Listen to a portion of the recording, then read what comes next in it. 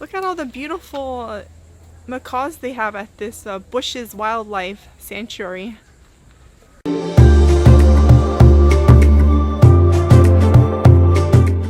Hey guys! As you guys know, I'm going to the Woodstock Fruit Festival on August 19th till the 27th. So I'm gonna go check out the Rainforest Clinic because I want to see, where my birds are gonna be boarded while I'm gone for 7-8 days. I'm gonna have to put my sunglasses on. It's a little bit too bright out here. So I'm gonna go check out where my birds are gonna be boarded while I'm gone for 8 days, because that's gonna be the longest time I've ever left my birds somewhere when I go out of town. And you know that serene balcony I have on my balcony's floor? Cuckoo was out on my balcony yesterday, and I don't know what happened. Something spooked him, and I don't know what was going on, but he suddenly went into panic from whatever spooked him outside, and he kind of flew, and he hit his right side of his eye into the screen. So he has like a little bruised eye, so that's kind of not good. So I'm also going there to see if he needs some kind of anti-inflammatory to bring the inflammation down, because I'll try and show you. If you look closely, his right upper eyelid is it looks a little bit like it's been bruised. So I'm going to try and get some anti-inflammatory, because that makes me nervous. Any kind of an injury that's on the head of any bird, that can be pretty serious. So whether you have a clipped bird or unclipped bird, if they have a head injury, it's definitely important you get them to the vet at least within 24 hours, because there's been people who have had their parrots fly and hit the wall or whatever they hit, and they don't take them to the vet, and because they seem like they're fine, they're acting normal, they're playing with their toys, they're preening, and then a few days later their bird dies, and they're like, whoa, what happened? My bird seemed fine, and they're devastated. And it's sad because birds hide any illnesses they have very, very well. They're not going to show their illnesses. It's just mother nature. That's how they were designed, to protect themselves from predators. So by the time a bird will show that it's ill or it's not feeling well, most of the time it's knocking on death's door, and by then it's too late.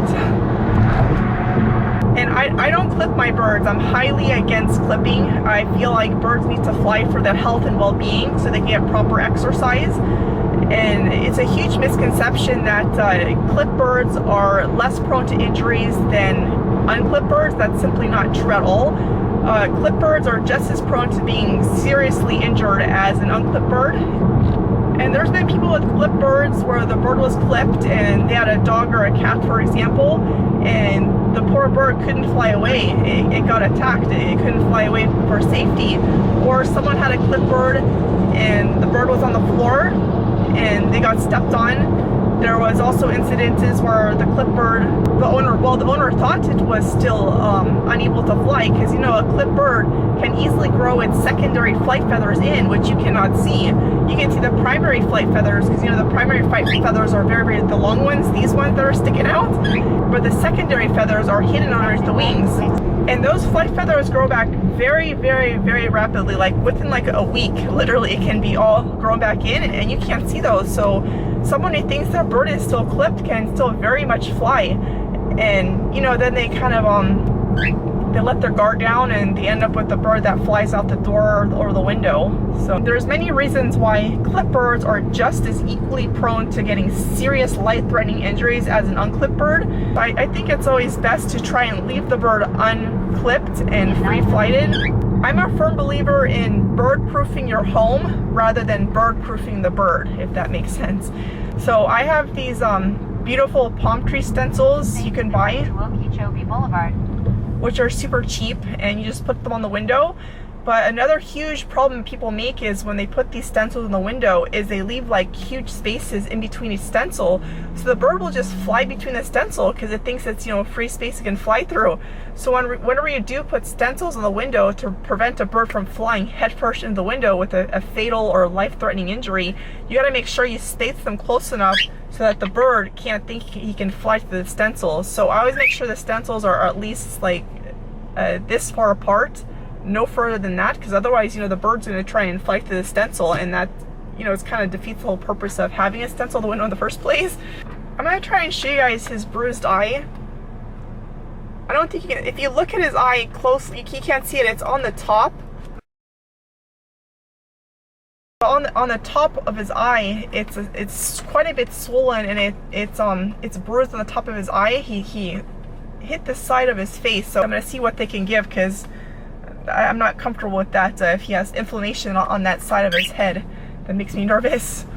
I also have to get them chlamydia tested, because you know, they require to get your birds chlamydia tested once a year in order for you to even be allowed to board your bird there. Yeah, this road is awful. Wait a second, where am I?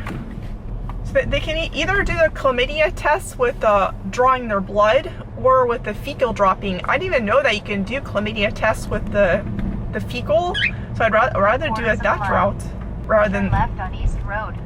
Stop interrupting me, stupid GPS. I'd rather have them do the sample with their droppings rather than taking their blood.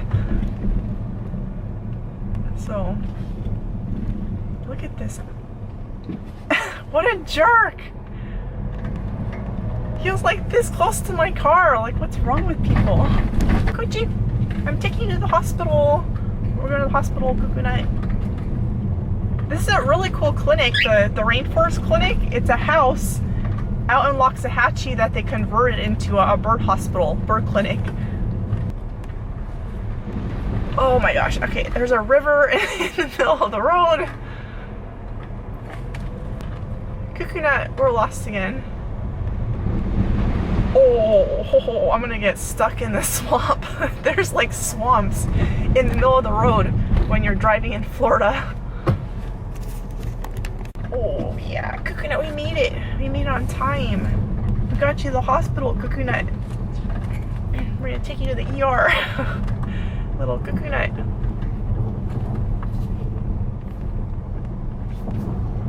Oh my god, I parked really bad. I gotta fix this. Okay, let me park a little bit better. Okay, that's not much better. That's good enough. Okay, we're going inside. Cockatiel, show your eye. Cuckoo nut.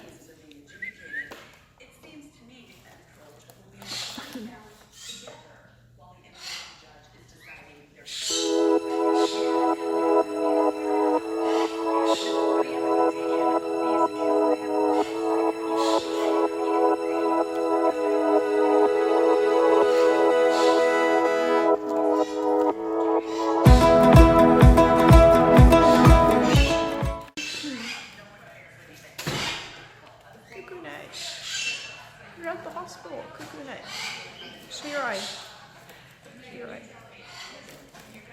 Can you see the bruise on his eye? It's hard to see it. Poor people.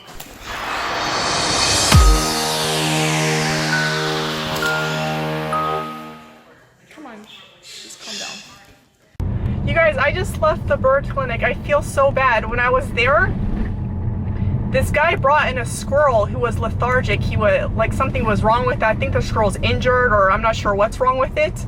But I'm actually rushing the squirrel to Bush's Wildlife because 3/4 mile. I think the squirrel, I don't know if it's gotten some jerk poisoned it. I'm not sure what's wrong with it, but I'm actually rushing it there. I hope that they can save it. I feel so bad whenever there is like a sick animal or something that's injured, or I'm not sure what's wrong with them. And now that we're on the subject of squirrels, I wanted to address some common misconceptions about squirrels and other wildlife. You know, many people are so scared, you know, they think, oh, I'm gonna get rabies because it's a squirrel. You know, squirrels have rabies, I'm gonna get rabies from them. But that's a huge misconception. You have a much bigger chance of being hit by lightning in broad sunlight than getting rabies from a squirrel. I'll post a link down below on this issue regarding rabies and squirrels. You've arrived. Okay guys, I just got to Bush's Wildlife Sanctuary. I'm gonna rush this poor squirrel into the clinic here. I hope they can help him, but I can't film this part because I can't film and carry all the crap I need to carry in there. Oh my god, where am I supposed to park? Oh my, I'm gonna make sure I have Cuckoo nut secured because the next thing I need is another disaster. And I'll see you guys when I get back out.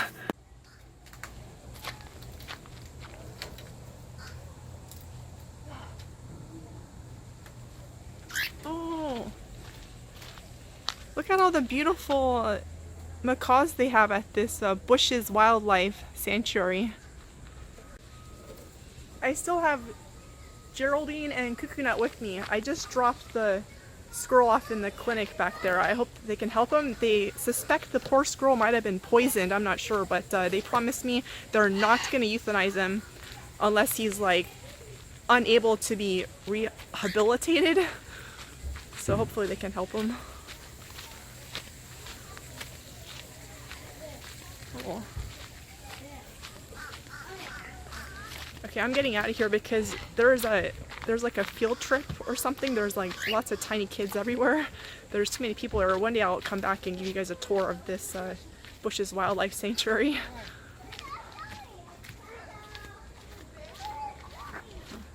What do you got there? Hi, my bird. Oh, your bird. Oh yeah, I just came from the bird clinic, and when I was at the clinic, this guy brought in an injured squirrel, so that's why I rushed over here for. That's why I have him in a cage.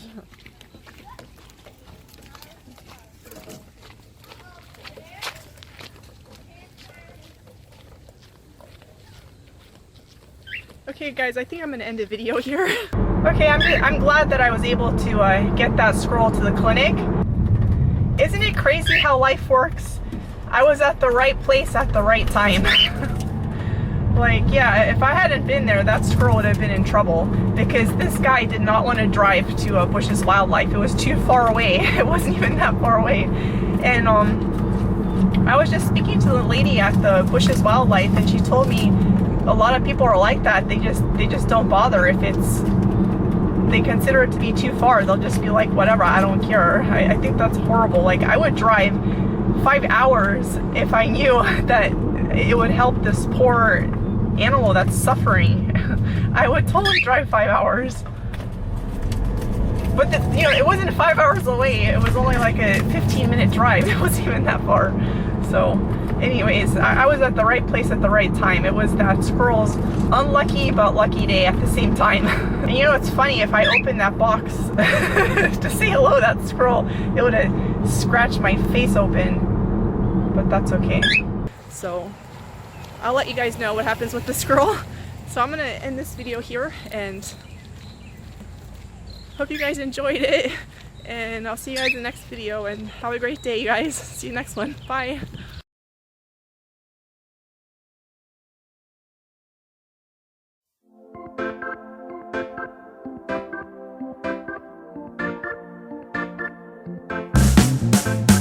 Don't remove the Asian llama a long, long time ago. This is the time of the apocalypse, the dream of the lasting peace.